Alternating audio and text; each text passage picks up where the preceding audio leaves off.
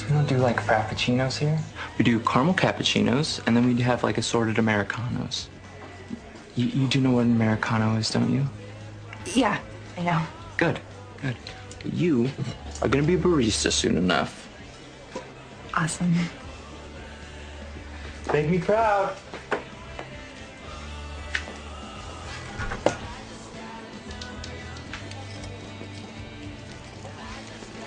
Are you Emily Fields? Yes? I called your house and your mom said that you worked here. I'm Maya's cousin, Nate. You have time to talk? I'm sorry, it's my first day here, so can I call you later? Yeah, anytime. I'll give you my number. I live here now. In Rosewood? Just started at Hollis. Maya never mentioned she had a cousin coming to Hollis. Well, I applied, but I hadn't gotten in yet when she was...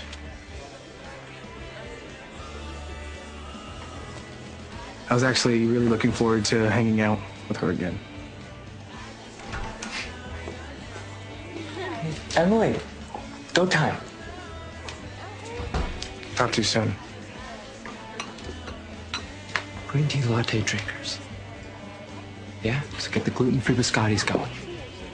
Gluten-free biscottis.